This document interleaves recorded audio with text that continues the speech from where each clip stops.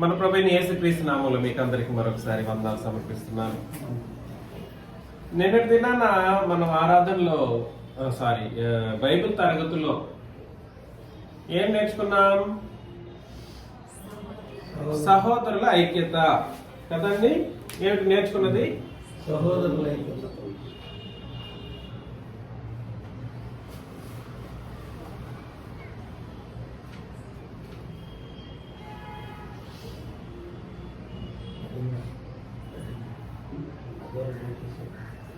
సహోదరుల ఐక్యత అనేది మనం నిన్న దినాన 2 పార్ట్లుగా ఆలోచన చేశాం. దయచేసి నిన్న దినాన క్లాసులకు రానటువంటి వాళ్ళు ఆ 2 క్లాసులు వినాలి ఖచ్చితంగా. సరే, క్లాసులకు రాకపోతే పోయారు, డైరెక్ట్గా అటెండ్ కాకపోతే పోయారు, ఆన్లైన్లో కలవడానికి కూడా ఇబ్బంది పడుతూ ఉన్నారు. రమ్మని చెప్తేనూ రావట్లేదు, ఆన్లైన్లో కలవడానికి కూడా కష్టపడుతూ ఉన్నారంటే చాలా కష్టం. ఇది మంచి పద్ధతి కాదు. నేను చెబుతున్నది మీ మంచి కోసం, మనం అందరం పరలోకం పోవడం కోసం, మీ మంచి కోసం నేను చెబుతున్నాను. ఆ బాధ్యత నాది. మీ మంచి కోసం చెప్పడం, మీ మంచిని కోరడం నా బాధ్యత. కాబట్టి మిమ్మల్ని అందరినీ దయచేసి ఆ మిగిలిన మొదటి 2 పార్ట్స్ని మీరు వినండి. నేను రివైజ్ చేయట్లేదు, ఇది ఆరాధన కాబట్టి. అందులోనూ రివైజ్ చేయకపోవటానికి కారణం ఏమిటంటే ఆరాధనలో ఏ వాక్య భాగం మాత్రమే ఉండాలి? కేవలం క్రొత్త నిబంధన మాత్రమే ఉండి తీరాలి. నిన్నటి తరగతిలో మనం పాత నిబంధనలోని సంగతులను, పితరుల యుగములో ఉన్న సంగతులను పరిశీలన చేశాం. అవి 2 మనకు సంబంధించిందా? మనకు ఆజ్ఞాపించినవా? మనకు ఆజ్ఞాపించినవి కావు, మనకు సంబంధించినవి కావు. ఆ సందర్భంలో ఎట్లాంటి వాళ్ళు ఐక్యత కలిగి ఉన్నారో లేదో మాత్రమే మనం పరిశీలన చేశాం. ఐక్యత అనేటువంటిది ఎలా సాధ్యపడుతుందో ప్రభువైన యేసుక్రీస్తు ప్రార్థనలో కూడా నిన్నటినే పరిశీలన చేశాం. యేసుక్రీస్తు ప్రార్థనలో ఏమైతే ప్రార్థన చేశారో దాన్ని అపోస్తులు ఏం చేశారు? బోధించారు, జరిగించారు. అందులో అత్యంత అద్భుతమైనటువంటి సర్వలోకము సహోదరుల ఐక్యతని చెప్పుకుంటూ మేము ఐక్యంగా ఉంటున్నాము, కలిసే ఉంటున్నాము అన్నటువంటి ఒక భ్రమలో ఉన్నటువంటి ఒక దాన్ని తప్పుపడుతూ క్రొత్త నిబంధన లేఖనానుసారముగా మన సహోదరుల ఐక్యత అంటే ఏమిటో నిర్వచించుకోగలిగాం. సహోదరుల యొక్క ఐక్యత అంటే క్రొత్త నిబంధన ఏం చెప్పిందో మనం నిర్వచించుకోగలిగాం నిన్నటి దినాన. అదేమిటి ఆ నిర్వచనం అంటే, మొదటి యోహానులో మనం నిన్నటి దినాన్ని చదివిన దాని ప్రకారం మాతో కూడా మీకును సహవాసం కలిగినట్లు మేమేదైతే కళ్ళారా చూసామో, చేతులారా తాకామో దాన్ని మీకు తెలియజేస్తూ ఉన్నాం. మేము మీకు తెలియజేస్తున్నాం అని అంటే అపోస్తలుల బోధ మాత్రమే ఏం చేయబడుతుంది? మ్యూట్లో పెట్టండి విజయలక్ష్మమ్మ గారు.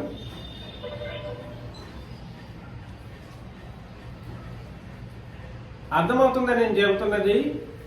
అలాగే సహవాసంలో ఉండటానికి లేదా ఐక్యంగా ఉండటానికి మొట్టమొదటి కారణం ఏమిటంటే క్రొత్త నిబంధన. ఈ క్రొత్త నిబంధన ప్రకారం తండ్రైన దేవునితోనూ, ప్రభువైన క్రీస్తు యేసుతోనూ, పరిశుద్ధాత్మతోనూ, అపోస్తలులతోనూ కలిగి ఉండేటువంటి సహవాసాన్ని ఏమంటారంటే సహోదరుల ఐక్యత. దాన్ని ప్రత్యేకమైనటువంటి అర్థాన్ని మనం నిన్న ఆలోచన చేశాం. తండ్రితో, క్రీస్తుతో, పరిశుద్ధాత్ముడితో, అదేవిధంగా అపోస్తలులతో, మాతో కూడా మీకును సహవాసం అనేటువంటి ఒక పరిస్థితిని ఒక సహోదరుడు కలిగి ఉంటే అదే విధానంలో ఇంకో సహోదరుడు కూడా లేదా సహోదరి కూడా సరే ఆ విధానంలోనే ఐక్యత్వం కలిగి ఉంటే, తండ్రితో, క్రీస్తుతో, పరిశుద్ధాత్ముడితో, అదేవిధంగా అపోస్తలులతో క్రొత్త నిబంధన ప్రకారం ఐక్యత్వం కలిగి ఉంటే అప్పుడు ఈ 2 సహోదరులు ఏమై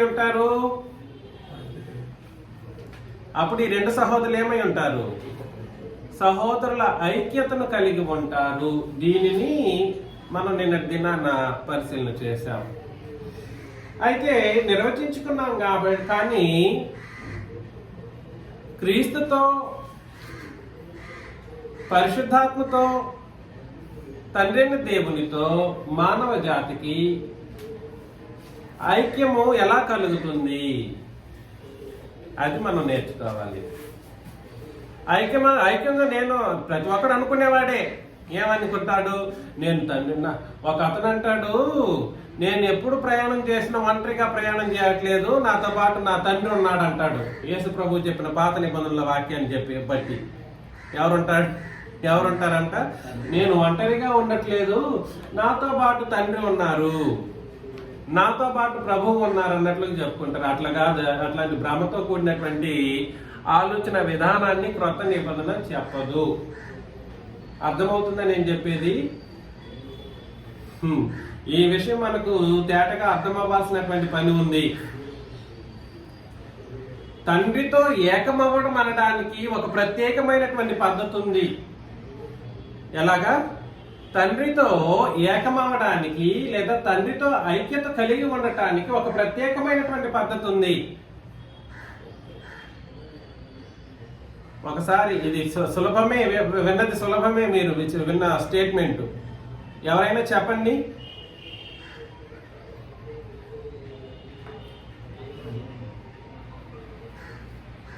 ఎవరైనా ఇప్పుడు ఏం చెప్పాను?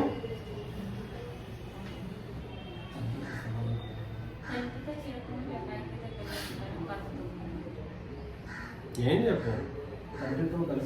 తండ్రితో ఐక్యత కలిగి ఉండడం అనేది సాధారణంగా జరిగిపోయేది కాదు. ఈరోజు మనతో పాటు కిరణ్ గారు ఉన్నారు. ఆయన తండ్రితో ఏకంగా ఉన్నారా? ఏకీభవించి ఉన్నారా? లేదా ఐక్యత కలిగి ఉన్నారా? లేదు. నేను కూడా క్రీస్తు సంఘమే అని చెప్పుకొని వట్టి పేరు మాత్రమే పెట్టుకునేసి, క్రీస్తు సంఘమైన పేరు మాత్రం పెట్టుకొని నేను క్రీస్తుతో లేదా తండ్రితో, ముఖ్యంగా తండ్రితో నేను ఏకీభవించి ఉన్నాను, సంబంధం కలిగి ఉన్నాను, సహవాసంలో ఉన్నాను అనడం భ్రమ. దానికి ప్రత్యేకమైనటువంటి పద్ధతిని దేవుడు ముందుగా పెట్టేశాడు. ఆ పద్ధతి ఏమిటో చదువుతాం. ఎఫెసీ పత్రిక 4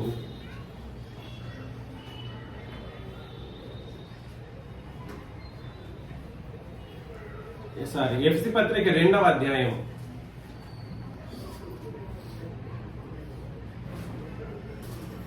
13 నుండి 18 వచనాలు నేను చదివేస్తాను. ఇది పెద్ద సబ్జెక్ట్ కాబట్టి టకటక వెళ్ళిపోదాం. ఎఫెసీ పత్రిక 2వ అధ్యాయం 13 నుండి 18 వచనాలు నేను చదువుతున్నాను. అయినను మునుపు దూరస్తులైన మీరు ఇప్పుడు క్రీస్తు యేసునందు క్రీస్తు రక్తము వలన సమీపస్తులై ఉన్నారు. ఇక్కడ సమీపస్తులై ఉన్నారు అని అన్నారు, కానీ ఎవరికి సమీపస్తులై ఉన్నారో అక్కడ మాట్లాడట్లేదు. ముందుగా ఏమో దూరస్తులైన మీరు అని అన్నారు. ఎవరికి దూరస్తులు, ఎవరికి సమీపస్తులు అనే విషయాన్ని అక్కడ చెప్పట్లేదు. చెప్పకపోవడానికి కారణం ఏమిటో మాట్లాడుతూ ఉన్నాడు. మునుపు దూరస్తులైన మీరు అంటే 11వ వచనంలో అన్య జనుల గురించి మాట్లాడటం జరుగుతూ ఉంది. అనగా ఇప్పుడు పాపులు దూరస్తులుగా ఉన్నారు. ఇప్పుడు అంటే క్రీస్తు యేసు రక్తమునందు, క్రీస్తు యేసు రక్తము వలన సమీపస్తులై ఉన్నారు.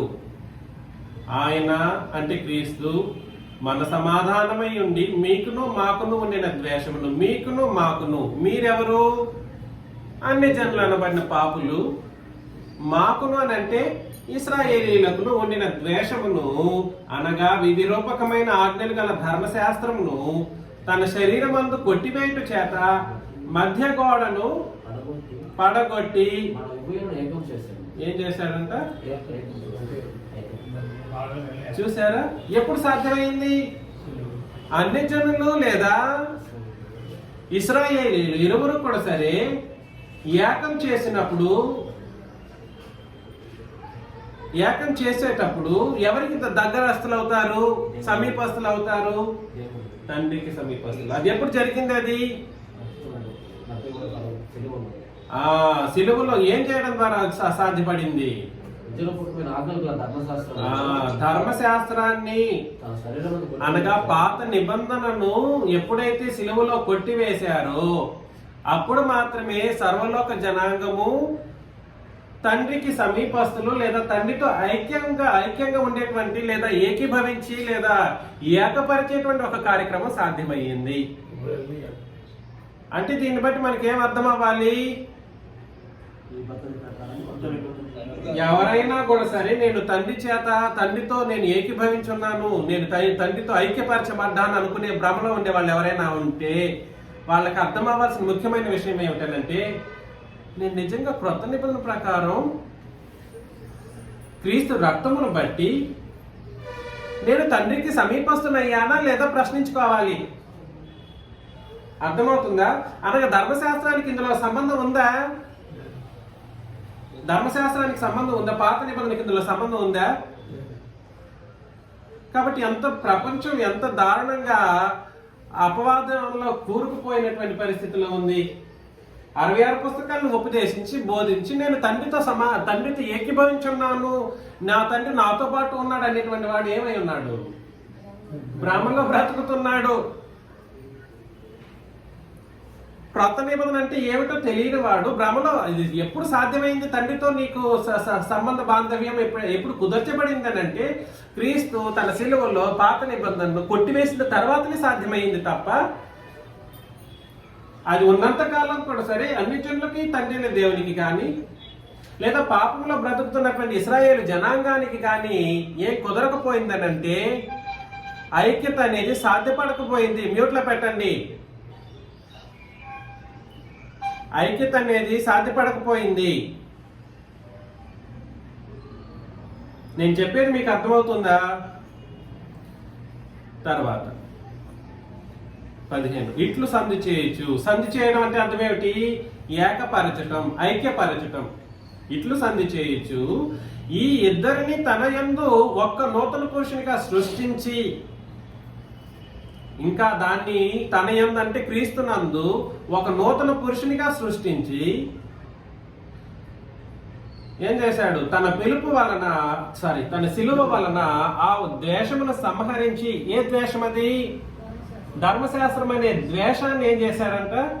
సంహరించి దాని ద్వారా వీరిద్దరిని ఏక శరీరముగా చేసి దేవునితో సమాధానపరచవలెనని. ఎలాగా? దేవునితో సమాధానపరచవలెనని. అనగా అర్థం ఏమిటి? దేవునితో ఐక్యపరచబడేటువంటి ఒక కార్యక్రమం. ఊరికే కూడా చెప్పుకుంటాడు. అసలు పాత నిబంధన బోధించి నేను దేవునితో ఐక్యంగా ఉన్నాను అని అంటే ఎట్లాంటి సాధ్యం? నాయన అది ఉన్నంత కాలం ఏ మనుషుడు కూడా సరే తండ్రితో సమాధాన స్థితిలో లేనటువంటి పరిస్థితులే ఉండేవి. మనం ఎన్నిసార్లు చదవలేదు? రోమపత్రిక 4:17లో ధర్మశాస్త్రము ఉగ్రతను పుట్టిస్తుంది, ఐక్యతను పుట్టిస్తుందా? ధర్మశాస్త్రాన్ని దేన్ని పుట్టిస్తుంది? ఉగ్రతను పుట్టిస్తుంది అని అన్నాడే కానీ ఐక్యతను పుట్టించదు. అప్పుడే పుట్టించలేదు, ఇప్పుడు ఎక్కడ కొట్టివేసిన తర్వాత. నేను చెప్పేది ఏమంటే అర్థమవుతుందా? కాబట్టి దేవునితో సమాధానపరచవలెనని ఈలాగు చేసిన కనుక ఆయనయే మనకు సమాధానకారకుడై ఉన్నాడు. మరియు ఆయన వచ్చి దూరస్తులైన మీకును సమీపస్తులైన వారికిని సమాధాన సువార్తను ప్రకటించెను. ఆయన ద్వారానే మనము ఉభయలము ఒక్క ఆత్మ యందు తండ్రి సన్నిధికి చెప్పండి చేరగలిగి ఉన్నాము. కాబట్టి ఐక్యత, చేరగలగడం అనేది తండ్రి సన్నిధి. సన్నిధికి చేరడం. ఈ సన్నిధి అనేది సంఘం ఇప్పుడు భూమి మీద. అదేమిటది? సంఘం. ఇది ఎవరి ద్వారా అన్నాడు? ఇది ఎవరి ద్వారా?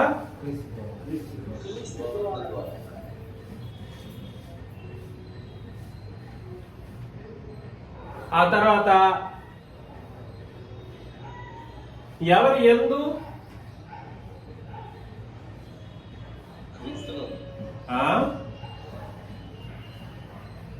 18 ఒకసారి చదవండి.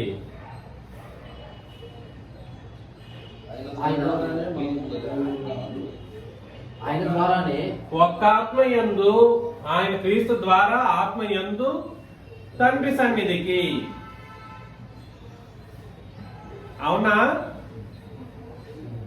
కాబట్టి నేనేం చెప్పడానికి ప్రయత్నం చేస్తున్నానంటే, క్రీస్తు, తండ్రి, పరిశుద్ధాత్ముడు, క్రీస్తు, ఆత్మ, తండ్రి అనేటువంటి వాళ్ళతో మనం ఐక్యపరచబడేటువంటి ఒక కార్యక్రమం ఏదైతే ఉందో,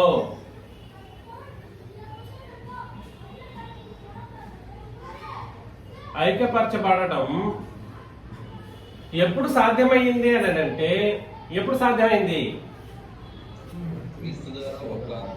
ధర్మశాస్త్రము ఏం చేయబడినప్పుడు,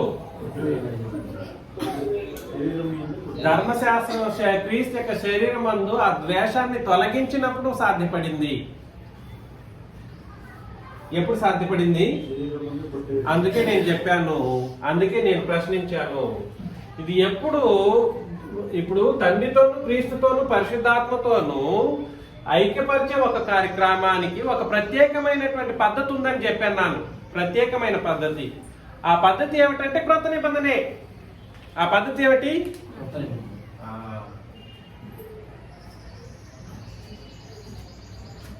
దీన్ని ఏమన్నాడంటే, క్రీస్తు రక్తము వలన సమీపస్తులు అనే మాట వాడటం జరిగింది.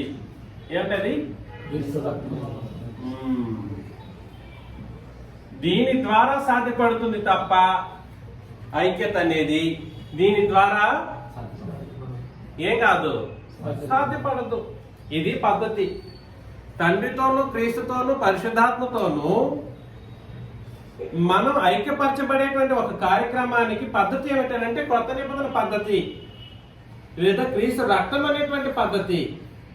అంతే తప్ప దీనికి ధర్మశాస్త్రం అనేది ఎప్పటికీ కూడా సరే, ఎప్పటికీ ఈ స్టేట్మెంట్ నేను తీవ్రంగా చెప్తున్నాను.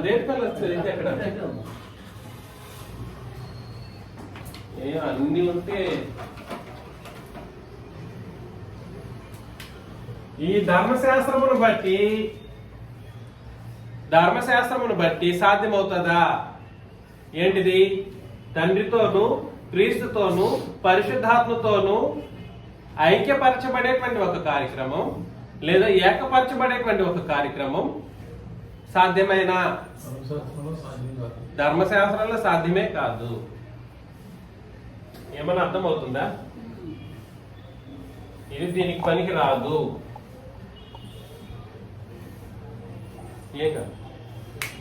పనికిరాదు ధర్మశాస్త్రం. నేను కరాఖండితంగా చెప్తున్నా. నేను అంత ధైర్యంగా చెప్పడానికి కారణం ఏమిటి? లేఖనం, వాక్యం అలా చెప్పేసింది.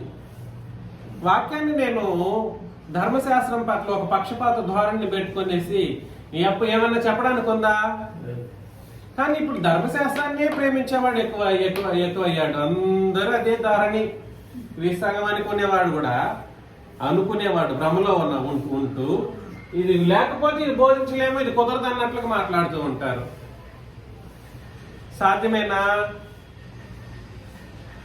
చెప్పండి. సాధ్యం కాదు. అందులోనూ మరొక మాట ఇక్కడ చెప్పేశాను, క్రీస్తు రక్తం అనేది చాలా కీలకమైనటువంటి ఒక సంగతి. ఇది ఎప్పుడు చిందించారు? క్రీస్తు రక్తాన్ని సిలువలోనే చిందించారు. అందుకని మత్తయి, మార్కు, లూకా, యోహాను సువార్తలు సిలువకు ముందు ఈ రక్తం చిందించబడిందా? లేదు. ఎన్ని లేఖన భాగాలు తెలియజేస్తూ ఉన్నాయో, ఎన్ని సంగతులు తెలియజేస్తున్నాయో. కాళ్ళ దగ్గర వేసుకునేసి కంఠస్థం చేసేసి కళ్ళు మూసుకొని వాక్యం చెప్పుకుంటూ, ఎట్లాగా కళ్ళు మూసుకొని వాకింగ్ బైబిల్ అంట. ఏం వాకింగ్ బైబిల్? నువ్వు ఎవడో చెప్పేసుకుంటాడు, తెలివి తక్కువాడు. వాకింగ్ బైబిల్ అంటే ఆయన. నువ్వు వాకింగ్ బైబిల్ కాదు. నువ్వు వాకింగ్ లో ఇవన్నీ చెప్పుకుంటూ పో. బైబిలే కంట తప్పదగా పెట్టు. నిబంధన అర్థం కాకపోతే నువ్వు వాకింగ్ బైబిల్ వాకింగ్ అవన్నీ ఏమి జరగదు. ఏమన్నా జరుగుతుందా? ఏమీ జరగదు. ఎందుకనంటే తండ్రితో ఐక్యపరచబడేటువంటి ఒక కార్యక్రమం అనేది ఏ నిబంధనకు ముడిపడి ఉంది? క్రొత్త నిబంధనకు మాత్రమే ముడిపడి ఉంది. అది క్రీస్తు రక్తం వలన మాత్రమే సాధ్యపడుతుంది. అది ధర్మశాస్త్రంతో దానికి తండ్రితో క్రీస్తుతో పరిశుద్ధాత్మతో ఐక్యపరచబడడానికి ధర్మశాస్త్రం పనికి రాదు. ఈ విషయం మీరు అర్థం చేసుకోండి. అయితే ఇది పద్ధతి తెలిసిందే పద్ధతి. అయితే నువ్వేం చేయాలి? దేవుడేమో తన పద్ధతిని చెప్పేశాడు, నాయన ఇదే పద్ధతి, నాతో మమేకం అవ్వటానికి లేదా ఏకం అవ్వటానికి పద్ధతి ఇదే. కానీ చెప్పిన ఆయన ఎలాగ మరి సాధ్యమా మీరు ఆయనతో పాటు ఐక్యపరచబడగలరు? ఆయన చెప్పాలా లేదా మనం ఏమన్నా వెతుక్కుందామా? ఆయనే చెప్పాలి. మనం ఏం చేయాలో చెప్పేశాడు. ఇది పద్ధతి చెప్పాడు. ఈ పద్ధతి ఓకే, కానీ ఈ పద్ధతిలో ఇంకా పర్టికులర్గా నువ్వు ఏం చేస్తే ఇది సాధ్యమవుతుందో చెప్పేశాడు అన్నమాట. ఏం చేయాలి అని అంటే రోమిలకు రాసిన పత్రికలో 6వ అధ్యాయం 3 నుండి 5 వచనాలను చదివినప్పుడు, రోమా పత్రిక 6వ అధ్యాయం 3 నుండి 5 వచనాలను చదివినప్పుడు క్రీస్తు యేసులోనికి నేను చదివేస్తాను. క్రీస్తు యేసులోనికి బాప్తిసం పొందిన మనమందరము ఆయన మరణములోనికి బాప్తిసం పొందుతామని మీరెరుగరా. కాబట్టి బాప్తిస్మంలో మాత్రమే ఈ ముగ్గురితో ఐక్యపరచబడేటువంటి ఒక కార్యక్రమం సాధ్యమవుతుంది. నువ్వు బాప్తిసం రెండింటినీ కలిపి తీసుకుని ఉన్నావు అనుకో, సాధ్యమవుతుందా? చెప్పింది ఏమైనా అర్థమైందా? రెండింటిని కలిపితే రెండు కలిపి బోధించబడి నేను బాప్తిసం తీసుకునేసి, అది బాప్తిసం అనబడదు. వాస్తవానికి నీళ్ళలో మునిగి లేసేస్తున్నంత మాత్రాన నేను తండ్రితోనూ క్రీస్తుతోనూ పరిశుద్ధాత్మతోనూ అపోస్తుల బోధను బట్టి, అపోస్తుల బోధ అంటాడు, తిరిగి పాత నిబంధన కలపాలంటాడు, అది కలపకపోతే అపోస్తుల బోధ కాదంటాడు. చేశారనుకోండి ఏం జరగదు. ఇక్కడ చూడండి, క్రీస్తు యేసులోనికి బాప్తిసం పొందిన మనమందరము ఎవరైనా కూడా సరే, ఇంకెవరైనా కూడా సరే ఏం చేయాలి? అందరం అనేటువంటి మాటలో ప్రతి ఒక్కరూ అనే ఉద్దేశాన్ని ఇక్కడ తెలియజేస్తూ ఆయన మరణములోనికి బాప్తిసం పొందుతామని మీరెరుగరా. కాబట్టి తండ్రి మహిమ వలన క్రీస్తు మృతుల్లో నుండి ఎలాగూ లేపబడినో అలాగే మనమును నూతన జీవం పొందిన వారమై నడుచుకున్నట్లు మనము బాప్తిసం వలన మరణములో పాలు పొందటకై ఆయనతో కూడా పాతి పెట్టబడుతుంది. మరియు ఆయన మరణం యొక్క సాదృశ్యమందు ఆయనతో ఐక్యము గలవారమైన ఎడల ఐక్యత ఎలా సాధ్యమవుతుందని చెప్పేస్తున్నాడు. కారణం ఏమిటో చెప్పేశాడు. ఏమిటి కారణం? క్రీస్తు మరణం. ఆయన మరణం యొక్క సాదృశ్యమందు ఆయనతో ఐక్యము గలవారమైన ఎడల ఆయన పునరుత్థానం యొక్క సాదృశ్యమందును ఆయనతో ఐక్యము గలవారమై ఉందుము అని అన్నాడు అన్నమాట. ఆయన క్రీస్తు యేసు మరణించి సమాధి చేయబడి మూడవ రోజు లేచారు చూడండి. పునరుత్థానుడు అయ్యారు కదా. అదే విధానంలో మనం పునరుత్థానం అవ్వాలనంటే మనం తిరిగి లేపబడాలనంటే, అనగా పరలోకానికి పోవడానికి లేపబడాలనంటే నువ్వు పాలు పొందాల్సిన దేంట్లో? ఆయన మరణం యొక్క సాదృశ్యమైనటువంటి బాప్తిస్మంలో నువ్వేం చేయాలి? క్రీస్తుతో ఐక్యం అవ్వాలి.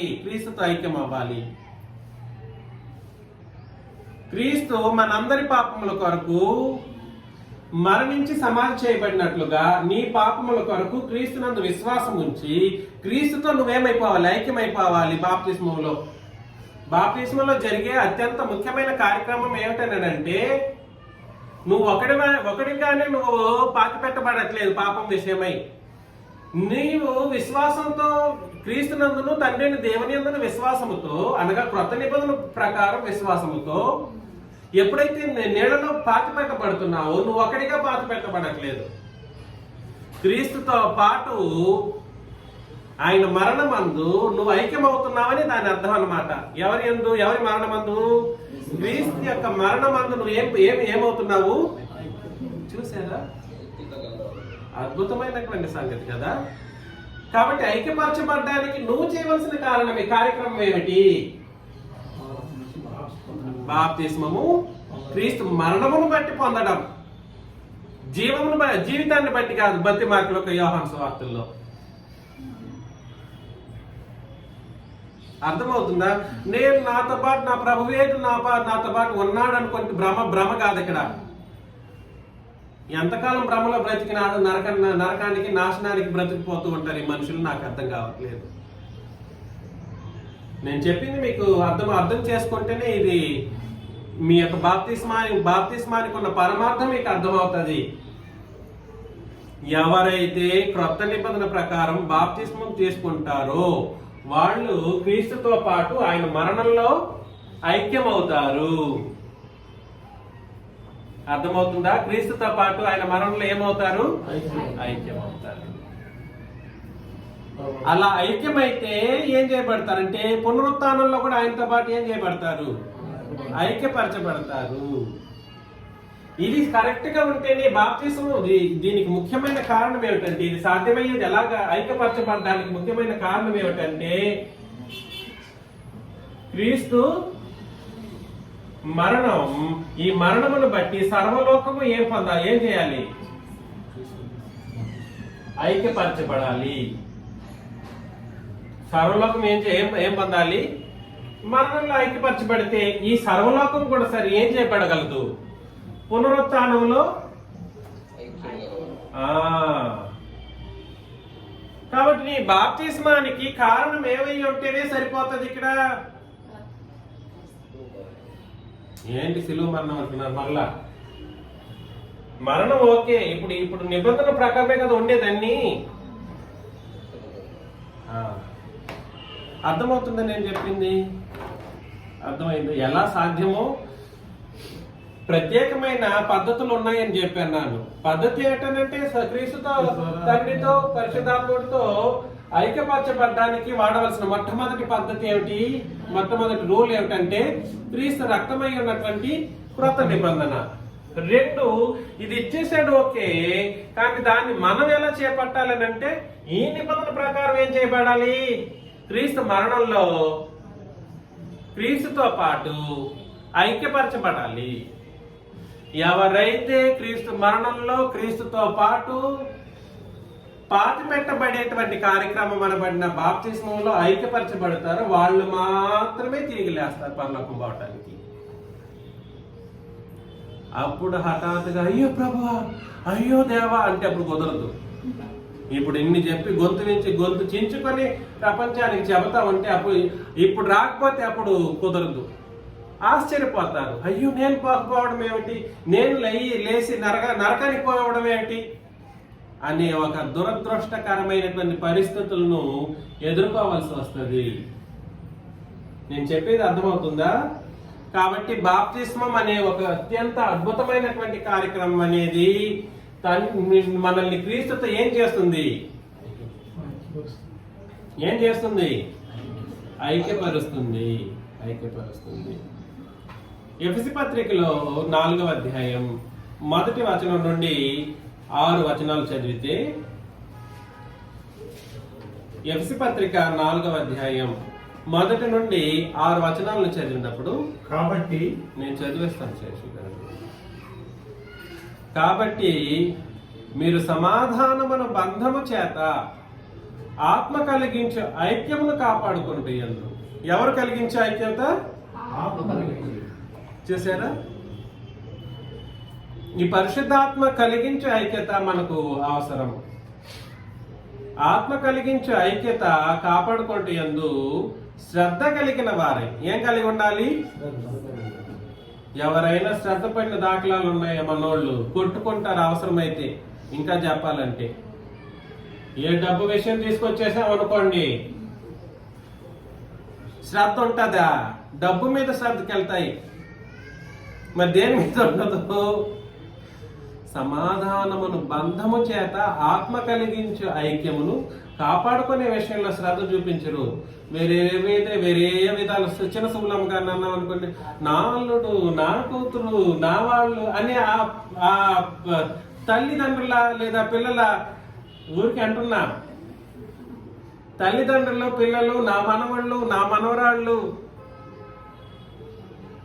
ఈ బంధం మీద వెళ్ళిపోతుంది. కానీ సమాధానం అనే బంధం అనేది ఆత్మ కలిగించే ఐక్యమును బట్టి చూపించే విషయంలో శ్రద్ధ ఉండాలి. శ్రద్ధ ఉండాలి. మనోళ్ళు దేని మీదనే శ్రద్ధ చూపిస్తూ ఉంటారు. అవసరమైతే శేషు గారు నాకేం వద్దులేండి పరలోకం అన్నట్టు కూడా అయిపోతుంది కొన్ని సందర్భాల్లో. నాకు ఆరోగ్యం బాగలేకపోతే పోతా, డబ్బులైతే నేను ఖర్చు పెట్టను అంటాడేమో. ఇంకా చెప్పాలంటే నేనేం చెప్పడానికి ప్రయత్నం చేస్తున్నాను, నీ శ్రద్ధ దేని మీద? ఆ సమాధాన బంధం అనేటువంటి ఈ బంధం మీద ఉందా నీకు శ్రద్ధ? ఇది ఆత్మ కలిగించే ఐక్యత. దీని మీద శ్రద్ధ పెట్టు ముందు.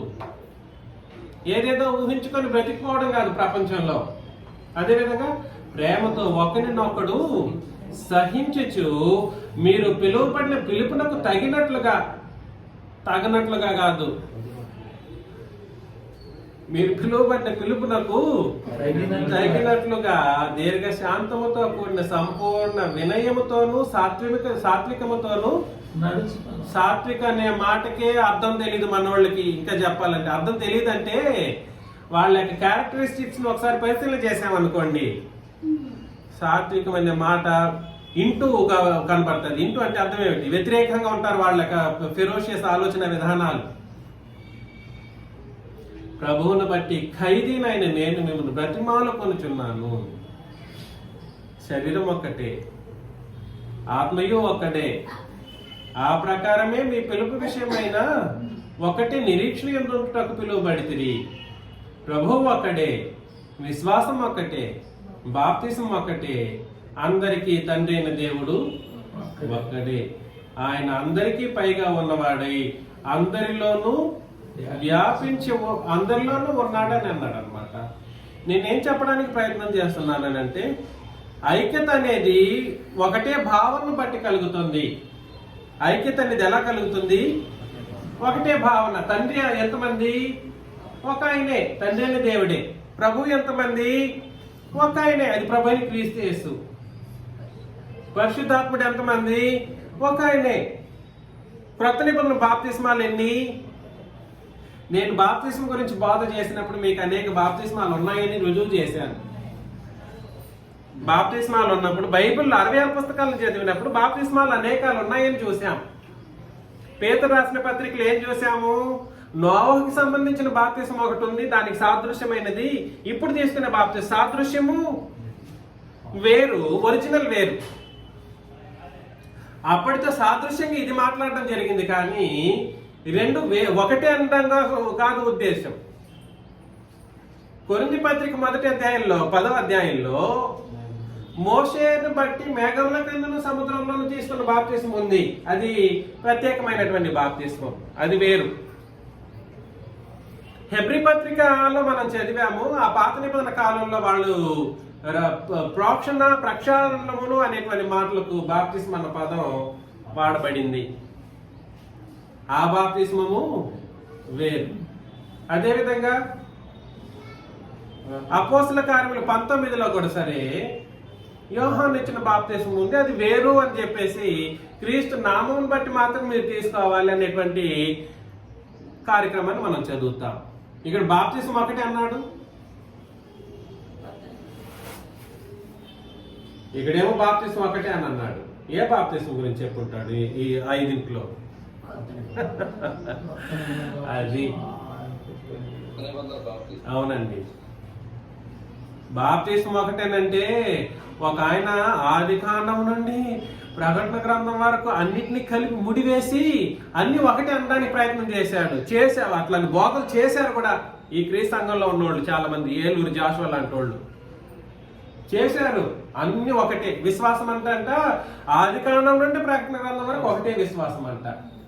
అట్లాంటోడు తండ్రి, క్రీస్తు, పరిశుద్ధాత్ముడు వీళ్ళతో ఏకీభవించి ఉంటారు, ఐక్యత కలిగి ఉంటాడంటే ఉండలేడు. అందుకని నేనేం చెప్పడానికి ప్రయత్నం చేస్తున్నానంటే మనం ఆత్మ కలిగించే ఐక్యతను ఎలా జరిగించాలి? శ్రద్ధగా, ప్రేమతో ఒకరినొకడు సహించాలి. ఈ సహింపు గుణమే లేదండి మన వాళ్ళకి చాలా మందికి. నేను పేర్లు చెప్పండి, ఇప్పుడు చెప్పను సార్, తర్వాత చెప్తాను. ఒక్కొక్కరి పేర్లు నాకు ఎవరికైనా నాకెంత సహింపు ఉంది అని నన్ను అడిగితే నేను చెప్పగలను. ఒక లక్ష్మయ్య ఫోన్ చేసి అడిగారు అనుకోండి, మీకు ఎంతవరకు ఉందండి సహింపు అంట. ఏ మర్యాదాస్ గారు అడిగారు అనుకోండి, మీకు సహింపే లేదన్నట్టు కూడా చెప్పాల్సిన పరిస్థితులు కొన్ని సందర్భాలను చూపెట్టి అంటా ఉండాల్సిన వస్తుంది. ఒకరినొకడు అనేటువంటి మాట ఇక్కడ ఏమని అర్థం వస్తుందని అంటే, ఏకభావాన్ని సూచించే ఒక మాట. ఐక్యతని చెప్పుకొనేసి సహింపు లేని వాళ్ళు ఎలా ఐక్యం కలిగి ఉంటారు?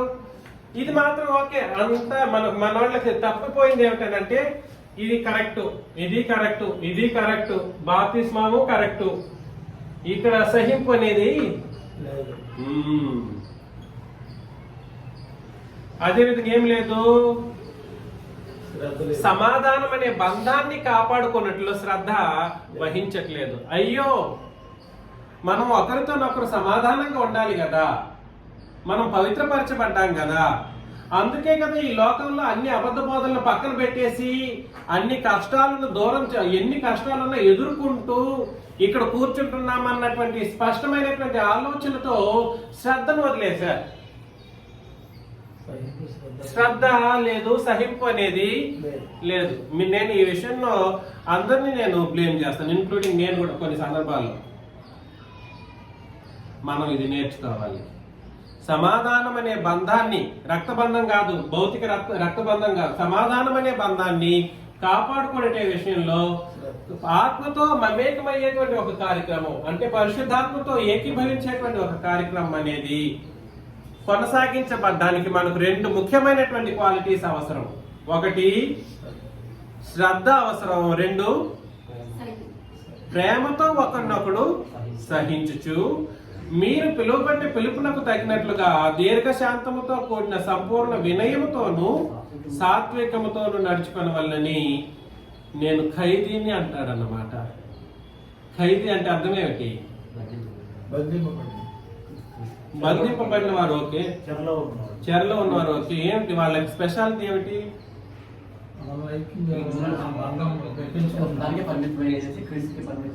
దాన్ని ఏమంటారు? ఏమంటారండి? ఖైదీ అంటే అర్థం ఏంటి? స్వేచ్ఛ ఉండదు వాళ్ళకి. స్వేచ్ఛ అనేది ఉంటదా? స్వేచ్ఛ ఉండదు. అంటే అర్థం ఏమిటంటే, ప్రభువును బట్టి నేను ఖైదీని అని అన్నప్పుడు దాని అర్థం ఏమిటంటే, నా ప్రభువు ఏమి నాకంటూ స్వేచ్ఛ ఏమీ లేదు, నా ప్రభువు ఎట్లుంటే ఎట్లా ఉండమంటే అలాగే ఉంటున్నానని ప్రభువుని బట్టి ఖైదీ అనేటువంటి మాటను ఉపయోగిస్తూ ఉన్నాడు. నీ ఇష్టారాజ్య బోధలు చేసుకుంటూ ఇష్టారాజ్యంగా బ్రతకడం కానీ, లేదా క్రొత్త నిబంధనలోకి వచ్చేసిన తర్వాత నీ ఇష్టాలన్నీ ఏమైపోవాలి? పక్కన పెట్టేసి ప్రభువు ఏం చెబితే దాన్నే బ్రతికించడం ప్రభువుని బట్టి ఖైదీ. ఇప్పుడు ఎంతమంది ఖైదీలు చెప్పండి? ఎంతమంది ఖైదీలు? కాబట్టి మిమ్మల్ని హెచ్చరిస్తున్న విషయాన్ని గుర్తించుకోండి. మనమందరం ప్రభువుకు పౌలు గారి లాగా ఖైదీలై ఉండాలి. అర్థమవుతుంది కదా నేను చెప్పేది?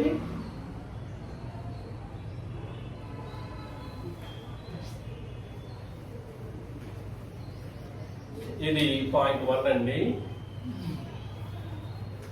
ఇది క్రీస్తు మరణంలో ఐక్యపరచబడ్డం పాయింట్ 2.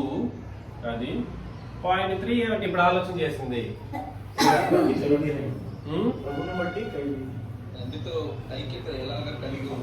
సమాధానమును అందము చేత ఆత్మ కలిగించు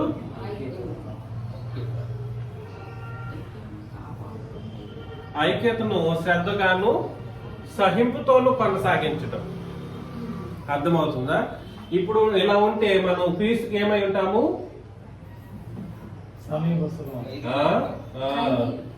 ఖైదీగా ఉంటాం. శేషు గారికి ఎన్నో నంబర్ ఇస్తారో చెప్పుకోండి. ఖైదీ అనేటువంటి ఒక మాటకు ఎన్నో నంబర్ ఖైదీనో ఒకసారి ఆలోచన చేసుకోవచ్చు. ఎఫ్ఎస్సి పత్రిక 4వ అధ్యాయంలో 11 నుండి వచనాలు చదివినప్పుడు మనమందరమును ఒక మాట చెప్పాడండి, ఏమిటంట మనమందరము, అందరం అని అంటే ఏమని అర్థం? సంఘం, మనం అంటే ఇంకా సంఘంలో ప్రతి ఒక్కరూ కూడా సరే, మనమందరము విశ్వాస విషయంలోనూ దేవుని కుమారునికి వచ్చిన జ్ఞాన విషయంలోనూ ఏకత్వము పొంది ఏకత్వము ఇస్ ఈక్వల్ టు ఐక్యత. మనం ఐక్యంగా ఉండడానికి దోహదపడే విషయంలో ఇది మనకు సంబంధించినవి. ఇదేమో తండ్రి క్రీస్తుతో సమాధానపరిచే ఒక కార్యక్రమం, ఓకే. మనం కార్యాచరణలో పెట్టవలసింది ఏంటో చెప్పేస్తున్నాడు. మనమందరము దేంట్లోనూ ఏకత్వం పొందాలంట. విశ్వాసము ప్లస్ దేవుని కుమారుని గురించిన జ్ఞానం.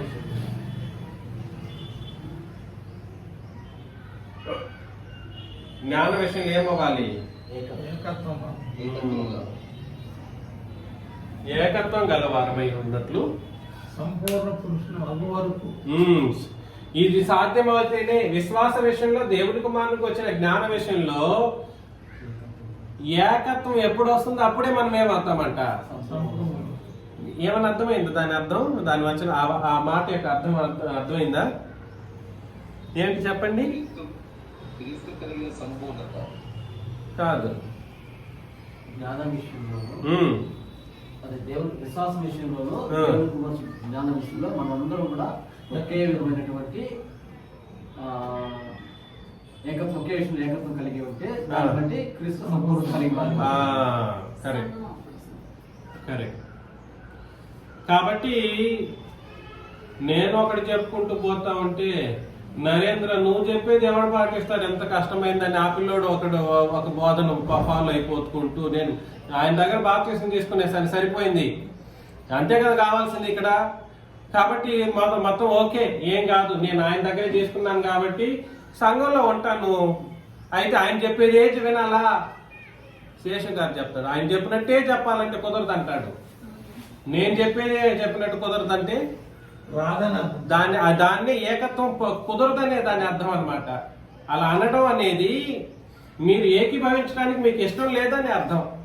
నేను చెప్పినట్టే చెప్పాలనడం మాత్రమే ఇక్కడ సాధ్యం అవుతుంది. అప్పుడే ఏమవుతారంటే సంఘం ఏమవుతుంది? సంపూర్ణ పురుషుల మగు వరకు. నేనొకటి చెప్తే మీరొకటి ఉంటే మనం కలిసి సంపూర్ణ పురుషులమయ్యే అవకాశము కుదరదు. చాలా మంది ఏమనుకుంటూ ఉంటారంటే, ఈ వచనాన్ని బోధిస్తూ ఉన్నప్పుడు ఏకత్వం అంటారు. ఏకత్వంలో సంపూర్ణత అనేది ఒకటి చాలా కీలకమైన ఒక విషయం అన్నమాట. పరలోకం పోవటానికి సంపూర్ణత లేకపోతే పరలోకంలో మనం ప్రవేశించలేం. ఈ రోజు పాత నిబంధనలో పరిశుద్ధులు అనబడినటువంటి అబ్రహాము కానీ దావీదు లాంటి వాళ్ళు కానీ, పితరులేఖంలో అబ్రహాము, పాత నిబంధనలో దావీదు లాంటి మహనీయులు పరలోకానికి పోకపోవడానికి కారణం ఏంటి? వాళ్ళకి ఇంకా సంపూర్ణత అనేది కలగలేదు, అందుకో ఇంకా పోవట్లేదు. వాళ్ళకి మనల్ని బట్టి ఏం కలగాలి? సంపూర్ణత కలగాలి. నువ్వే సంపూర్ణత విషయంలో వెనకబడి ఉంటే అప్పుడు అంతం వచ్చేస్తారు. చెప్తున్నాను కదా, మనం అందరం ఎప్పుడైతే ఏకీభవించి ఇది ఏకత్వంలో సాధించినప్పుడు మాత్రమే ఏమొస్తుంది? సంపూర్ణత అనేది, సంపూర్ణ పురుషులం అవుతాం. ఎంతమందికి అర్థమవుతుందో? ఏకత్వం అయితేనే సంపూర్ణులు అవుతాం. నేను ఒకటి చెప్పి ఆయన చెప్పినట్టు చెప్పాలని అంటాడు శేషు గారు. కుదరదు అంటే నీ ఇష్టం. అందుకని చాలా క్షుణ్ణంగా వినాలి, నిద్రపోకుండా వింటే. ఒకసారికి 10 సార్లు దేవుని యొక్క లేఖన భాగాలను పరిశీలన చేసి, బైబిల్ని ఓపెన్ చేసి, ఫోన్లు కాకుండా బైబిల్ని ఓపెన్ చేసి, చెబుతున్న వచనాలను చూసి, యూట్యూబ్లో మీకు ఇంకా అర్థం చేసుకోవడానికి యూట్యూబ్లో 1కి 100 సార్లు వినండి. ఏమి అంత టైం నువ్వు గేమ్లు ఆడేదానికి బదులు చూడొచ్చు కదా యూట్యూబ్లో. లేదా వృధాగా తిరగడం దానికి బదులు ఫోన్లో వింటూ బ్రతకొచ్చు కదా. ఏమవుతుంది? ఇప్పుడు అప్పుడు మాత్రం నిద్ర వస్తుంది, అప్పుడు మాత్రం నిద్ర వస్తుంది. ఇప్పుడు నిద్ర వీడియో యూట్యూబ్లో పెట్టుకుంటే నిద్ర అంటే ఇంకేమంటాం. ఇక్కడ ఏకత్వం అనేది ఒకవేళ సంపాదించిన సంపూర్ణతను అనేది సంపూర్ణతను వెనుకబడిపోతారు. ఆ విషయాన్ని ఇక్కడ మాట్లాడుతూ ఉన్నాడు. కాబట్టి పరిశుద్ధులు సంపూర్ణులగునట్లు క్రీస్తు శరీరము క్షేమాభివృద్ధి చెందుటకును పరిచర్య ధర్మము జరుగుటకును ఆయన కొందరిని అపోస్తలులు గాను, ప్రవక్తలను గాను, సువార్తికులను గాను, కాపరులను గాను. అక్కడ కాపరులు అనే మాటని ఇంగ్లీష్ లో ఏమని రాశాడంటే పాస్టర్. కాపరి అనే మాటను ఏమంటారంటే పాస్టర్ అని అంటారు. ఉపదేశకులను గాను నియమించెను. అందువలన మనం ఇక మీదట పసిపిల్లల ఉండొద్దు. ఎలా ఉండకూడదు?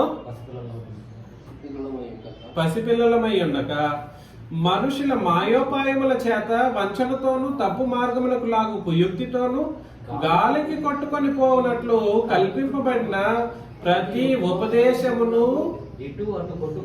అందుకని నేను ఎవడి బోధలు పడితే వారి బోధలు వినుకుంటూ కూర్చోవద్దు అంటా ఉంటాను. ఎవడు ఏది చెబితే దాన్ని నమ్ముకుంటూ తిరగొద్దు అంట.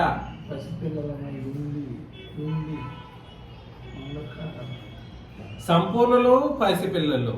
సంపూర్ణులు అంటే ఏకత్వం కలిగి బ్రతుకుతూ ఉంటారు. పసిపిల్లలు అంటే ఏకత్వం విషయంలో కొంచెం విభేదిస్తూ ఉంటారు. ఏకత్వం విషయంలో ఏం చేస్తుంటారు? విభేదిస్తూ ఉంటారు. అలా విభేదించడం వల్ల ఏం జరుగుతుందని అంటే ఇతరత్ర బోధనలు వినడానికి ఇష్టపడుతూ ఉంటారు. ఏముందిలేండి, అది కూడా క్రీస్తు సంఘమే కదా. ఏం మరేదాస్ గారు, అది కూడా క్రీస్తు సంఘమేలేండి అన్నారు అనుకోండి. ఇంకేంటి సంగతి? వాళ్ళు వంచనగా బోధించే వాళ్ళు తప్పు మార్గమునకు లాగు కుయుక్తితోను గాలికి కొట్టుకొని పోనట్లు కల్పింపబడిన ప్రతి ఉపదేశమునకు ఇటు అటు కొట్టుకొని పోవచ్చు అలల చేత ఎగురగొట్టబడిన వారమైనట్లు ఉండక ప్రేమ కలిగి సత్యము చెప్పుచు క్రీస్తు వలె ఉండుటకు మనం అన్ని విషయములలో ఎదుగుదుము. క్యారెక్టర్ చేంజింగ్ గురించి బోధ చేయండి అన్నోళ్ళకి కూడా చెప్తున్నా. క్రీస్తు వలె ఉండడానికి కారణం ఏమిటి అని అంటే అపోస్తలుల బోధ లేదా క్రొత్త నిబంధన బోధ. ఆయన శిరస్సు అయి ఉన్నాడు. ఆయన నుండి సర్వశరీరము చక్కగా అమర్చబడి తనలోనున్న ప్రతి అవయవము తన పరిమాణం చొప్పున పనిచేయుచుండగా ప్రతి కీలు వలన కలిగిన బలము చేత అతుకుబడి ప్రేమ యందు తనకు క్షేమాభివృద్ధి కలుగునట్లు శరీరమునకు అభివృద్ధి కలుగజేసుకొనుచున్నది. ఏ బోధన బట్టి ఆ బోధన వినకండి. అన్ని క్రీస్తు శరీరము కాదు. ఎవడేది చెప్పినా దాన్ని నమ్ముకుంటూ కూర్చుంటే మనం మొహమాటానికి పోయామనుకోండి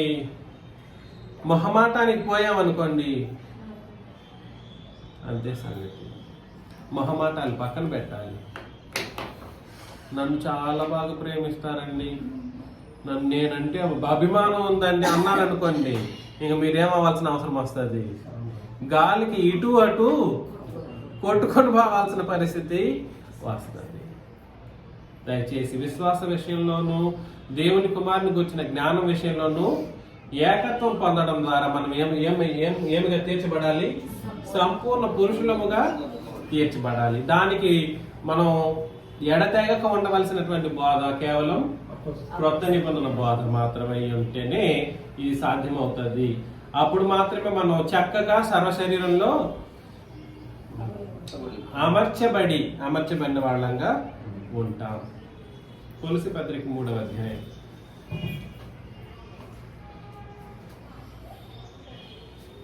తులసి పత్రిక 3 13 నుండి 15 వచనాలు చదివినప్పుడు ఎవడైనను తనకు హాని చేశానని ఒకడు అనుకుని నేడల ఒకరినొకడు సహించుచు ఒకరినొకడు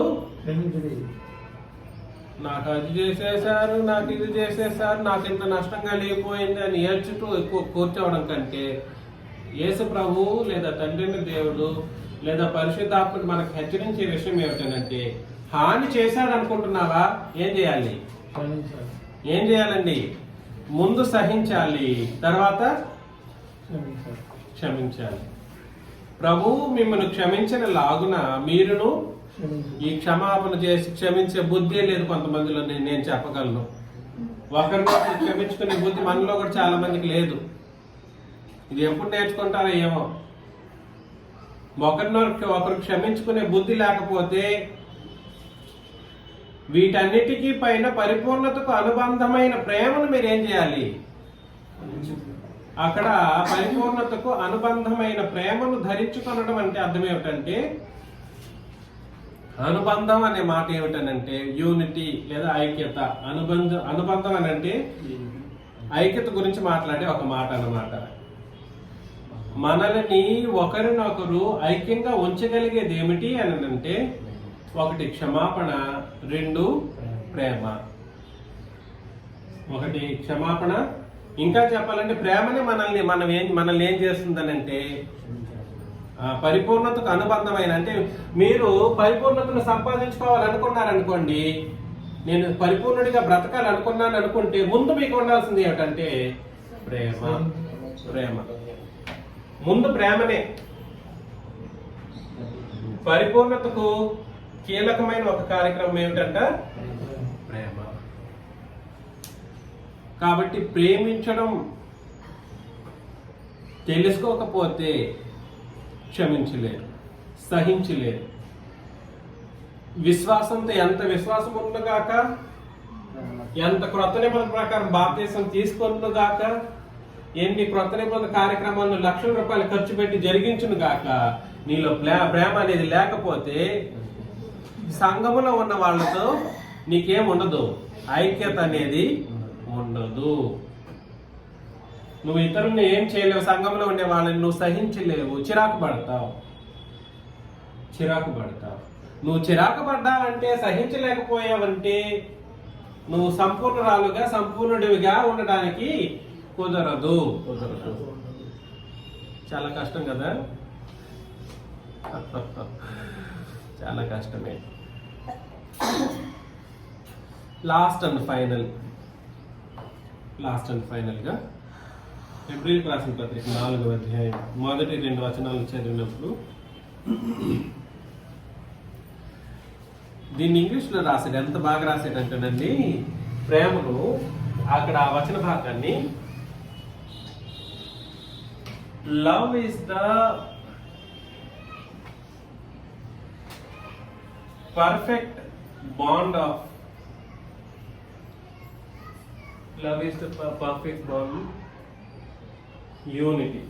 యూనిటీ అన్నాడు. ఎంత బాగుంది ఇది. ఎవరికైనా ఇది మనసులో పెట్టుకుంటే బాగుంటుంది. Love is the perfect bond of unity అంట. ఏకత్వానికి లేదా ఐకమత్యానికి, ఐక్యతకు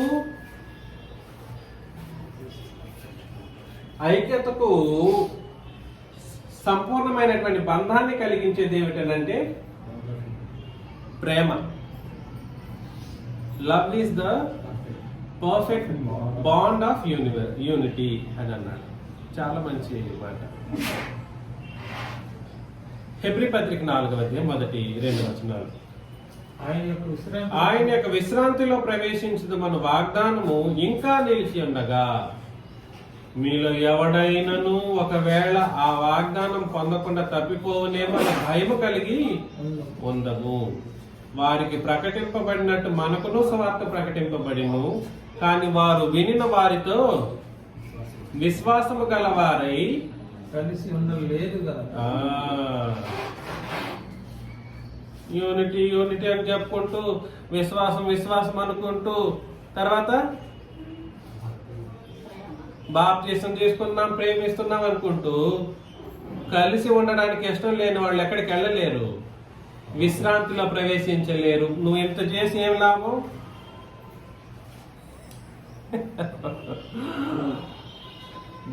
బంధుత్వాన్ని దూరం పెట్టిన వాళ్ళం మనం అందరం. రక్త సంబంధికులను దూరం పెట్టిన వాళ్ళం. కన్న బిడ్డల్ని కూడా సహితం కొంచెం దూరంగా పెట్టేసాం, నిబంధనలోకి రాలేదని చెప్పేసి. అంత చేసి సంఘంలో అందరితో కలిసి ఉండలేని స్థితి నీలో ఉంటే నువ్వు ఎక్కడికి ఎందులో ప్రవేశించలేవు? విశ్రాంతిలో ప్రవేశించలేవు, అంటే పరలోకంలో ప్రవేశించలేదు. కనుక విన్న వాక్యం వారి విషయంలో నిష్ప్రయోజనమైన దాయిను అని అన్నాడు అనమాట. మిమ్మల్ని నేను ప్రేమతో హెచ్చరించే విషయం ఏమిటంటే అందరం ఒకరికొకరు కలిసి ఉందాం, అందరం కలిసి ఉందాం, అందరం కలిసి విశ్వాసంతో బ్రతుకుతాం, ప్రేమతో బ్రతుకుతాం, శ్రద్ధ కలిగి బ్రతుకుతాం, సహింపుతో బ్రతుకుతాం, ఒకరినొకరు క్షమించుకుందాం, ఒకరినొకరము క్షమించుకొని మనమందరం విశ్రాంతిలో ప్రవేశించాలని నన్ను నేను హెచ్చరించుకుంటూ మిమ్మల్ని హెచ్చరిస్తూ ముగిస్తున్నాను. మీకు అందరికి క్రీస్తు యేసు నామములో వందనాలు సమర్పిస్తున్నాను.